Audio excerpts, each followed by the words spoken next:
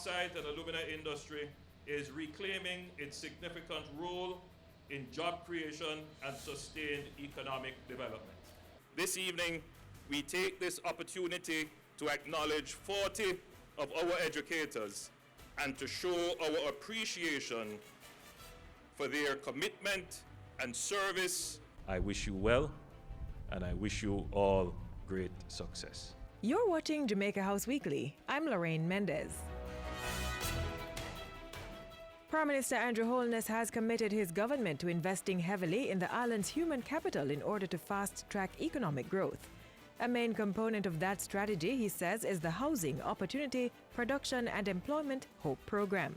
It is the intention of the government to ensure that all these investments that require high technology and high human resource capabilities, that they can be found right here in Jamaica.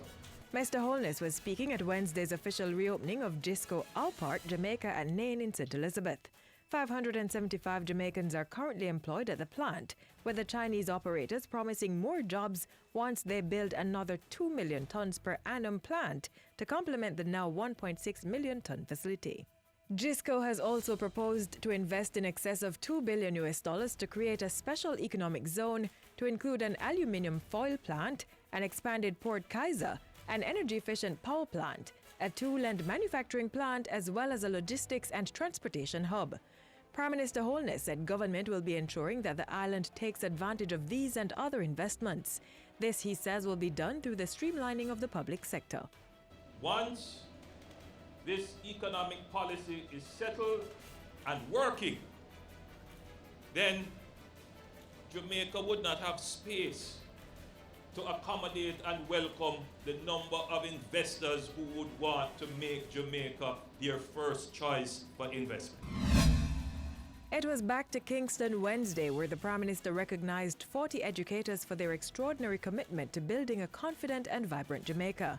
Mr. Holness called on the teachers to lead by example to engender an attitude of lifelong learning.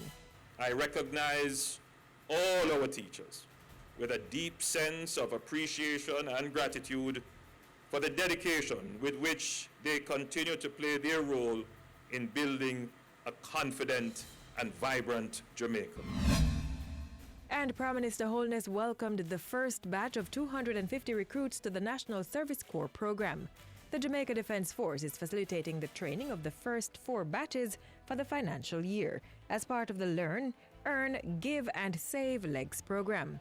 Under the program, recruits aged 18 to 23 will undergo 1 year of Army training, after which they will choose to stay in the Army or seek employment elsewhere. Having gone through this national service, your possibilities are endless.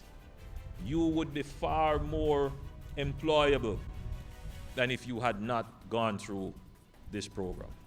I'm expecting that you will make the most of the program, and I'm expecting that the program will be a success for other young men and women to come in and benefit.